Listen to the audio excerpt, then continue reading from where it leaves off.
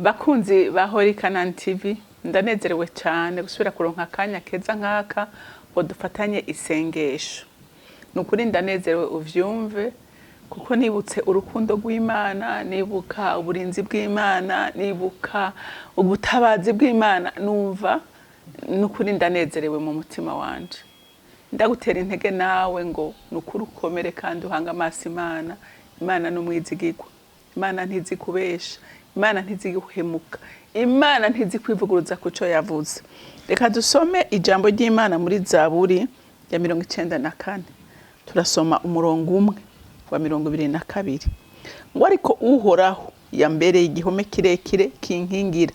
Imana yanje ni gitandara cy'ubuhungiro bwanje. Amen. Igituma mvuze ngo ndafise umunezero, ndakwije uyu munsi itariki 28, ndakwije imyaka 61. Murumva ko nkuze, murumva yuko mfise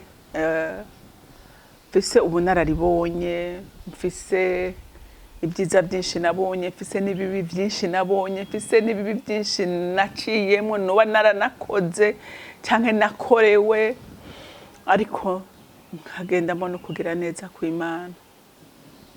Numva sinzi ngene no yishimira. Imana yambereye igihome, Imana yambereye umurinzi, Imana yambereye umutabazi, Imana yagingirira neza. Ngaha ku murongo wa 23 aravuga ngo kandi izobagarukanako kugabitanya kwabo. Urumva hariho ujya kenshi mu buzima bwacu turakunda gucira imanza abandi, tukabavuga. Ujya nasanze umuntu wese umutwaro abafise wewe ubona umenga uroroshe kandi umenga wotora solution vyoroshe. Kuvuga none gute ibintu vyogenda kuriya, urumva kuri kibimeze kujya. Rero nasanze ikintu cyose utari muri ico ntushaka kumenya uburemere bwacu. Ntabwo womenya. Rero ugasanga harabaca imanza kandi Imana yo izi n'igituma biriko biraba. Ngo izobarandura kubw'icyaha cyabo. Uhoraho Imana yacu azobarandura. Ndibuka Yobu ari mu gihe gikomeye, c'ivyago bikomeye, cyo kubura abana biwe bose, cyo kubura ubutunzi bwiwe bwose, ari umuntu yubashwe, arabura amagara yiwe aramuvako, kandi Imana iri hagati muri ivyo bintu.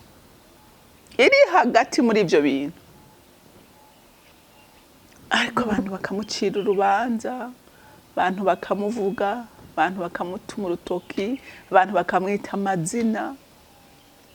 Ariko Yobu yagumye yizigiye Imana yiwe. Haleluya, haleluya. Yagumye yizigiye Imana yiwe. Imana nayo imubera iki? Imubera igihome kirekire kimukingira. Haleluya. Nkuko nanje uyu munsi muri iyi myaka maze ndayirata iyo Mana. Ndayirata kandi neruye, ndayirata. Yambereye igihome kirekire kinkingira. Imana yanje ni gitandara cy'ubuhungiro bwanje. Imana yambereye ubuhungiro. Imana yambereye umwizigirwa. Imana yambereye umutabazi. Imana yambereye ubwugamo. Haleluya.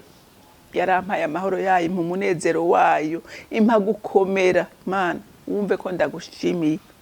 Haleluya. Wumve ko ndagushimiye. Imana n'umutabazi, Imana n'umwungere mwiza, Imana n'umuvyeyi mwiza. Imana ntishobora guhemukira abayikunda, ntishobora guhemukira abayironderana umwete. Igihe wewe uzibiye amatwi ukayima amajwi ya Satani n'abayikorera, amatwi ukayugara ukavuga ngo ndakeneye kumva ico mwe mu Imana avuga, yani majwi yose ndayugaye sinkeneye no kuyumva. Imana ihagarara nawe. Imana ikubera iki? Ikubera ubwihisho. Haleluya. Imana igira iki? Ikubera ubwihisho. Imana n'umuvyeyi. Imana igira neza. Mana, aho uri ku ntebe yawe wumve ko ndagushimiye, wumve ko ndagukunda, wumve ko ndakunezerera. Uri Imana nziza, uri Imana, umva uri Imana. Uri ntagereranywa.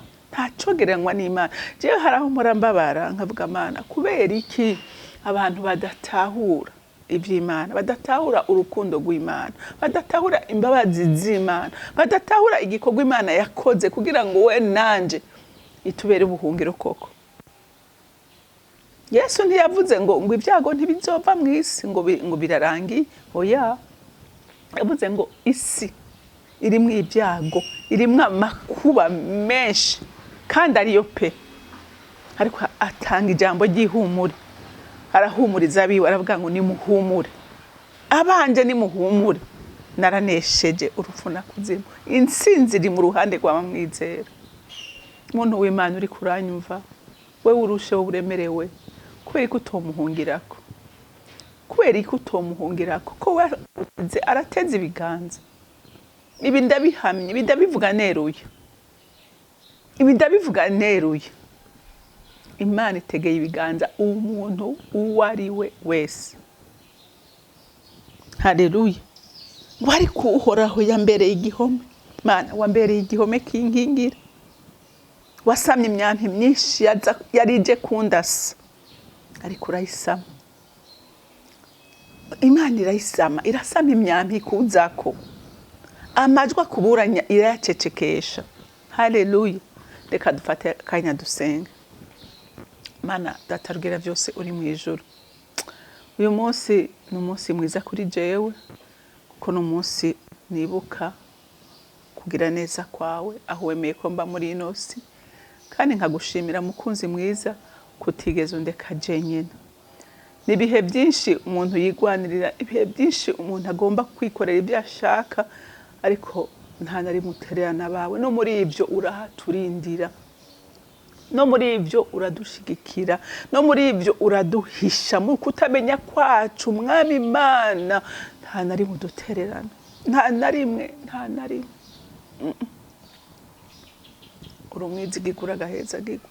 Izina ryawe ni rukundo, izina ryawe ni mugira neza, izina ryawe ni nteturuye, izina ryawe ni buhungiro bwacu, ni mahoro yacu, ni munezero wacu, ni gakiza kacu. Ndagushimira mukunzi mwiza kutemeye kumwasi atugendera hejuru. Abakwizeye barahiriwe kuko bagufise kumwungere n'umutabazi. Abakwizeye barahiriwe kuko irahiye kutazokwigera ubatererana na rimwe. Waravuze neza ko abawe baciye nk'imanzi mu biganza vyawe, ubahoza kwijisho ku murango no mwijoro, ntusinzira ntuhunyiza kubw'abahungu n'abakobwa bawe bakwizera, bakurondera ku murango no mwijoro. Mukunzi mwiza, bakugize uwa mbere mu bugingo bwabo, warirahiye. Kandi ndabizi neza mukunzi mwiza ko uri nyuma y'ijambo ryawe kugira ngo rishitse. We ntuzi kubesha, we ntuzi kwivuguruza kuco wavuze. Uragaheza gigura umuvyeyi mwiza, uragaheza gigura umutabazi mwiza, utabura guseruka mu vyago no mu akuba, ugirira neza abana bawe. N'ubu ndasenga Mwami Imana, nsengera abakiri mu mwiza kugira ngo umuco wawe ubarasire. Wa Mana we, gira icyo ukoze ku batarakwizera, ku batarakumenya, bataramenya urukundo. Hariho n'abatazi uriyo, hari n'abatazi ko waje mu isi kurokora ubugingo bw'abantu, ariko ndasenze ngo umuco wawe urasira abo bose bakiri mu mwiza, bamurikigwe n'umuco wawe, kuko nta handi na hamwe bashobora kubonera amahoro, nta handi na hamwe bashobora kubonera umugisha urama, ni iwawe gusa. Oh Mana, kangura imitima myinshi yazimiye, kangura imitima myinshi yazimiye. Mwizigirwa mwiza we, mutabazi mwiza we, nyemerero nyumva uri mu ijuru ryawe ryera, utereze inyonga zawe, urabe n'abacu batarakwizera, urabe n'abacu bazibiye, bari mu vyaha, bari mu mala kosaiti lebo to taise dekerebo robosaya.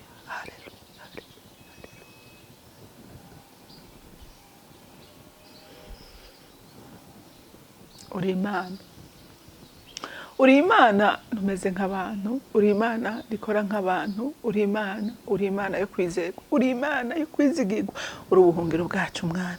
nyemerera wemere urambura ikiganza cyawe urokora abo bose bari mu binogo mwasi yimbiye atabuzima atamahoro atamunezero satana twaje igitugu ariko ndasenze uyu munsi wa none mukunzi mwiza ngo wemere ubakuze cya kiganza cyawe ciza mukunzi mwiza nta na hamwe utagera nta na kimwe udashoboye nta na kimwe kikunanira wewe ushoboye byose kandi iyo uvuze biraba niyo utegetse birakomera nihinduye birahinduka nta na kimwe kiguhagarara imbere satani ntiyo guhagarara imbere abadayimoni ntibokuzibira wewe utegeka byose ko biri mwisi byose n'abari mwisi bose barakumvira utumbereye wese mukunzi mwiza uwo muhindura kandi ukamuhindukiriza mu nzira yawe nziza uruwo kwizegura gaheza gigo narakubonye sindagukekera ndakuzi narakubonye ndushe narakubonye ndemerewe uraza uranduhura narakubonye ndira uranezereza narakubonye mbuze ko naruguru umbona kugira neza kwawe nico gituma ndakuvuga nico gituma ndakurata nico gituma ndakwizeye nico gituma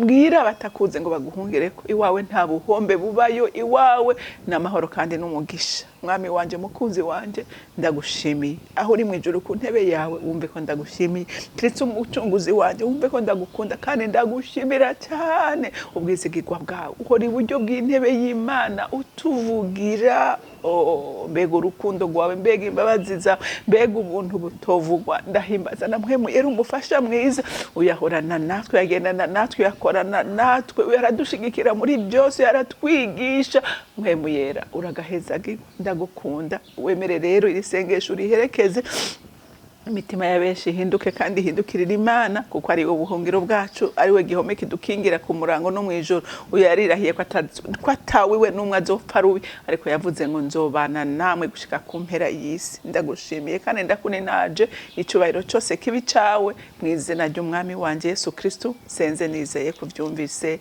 amen amen mwarahezagiwe mugira umunsi mwiza.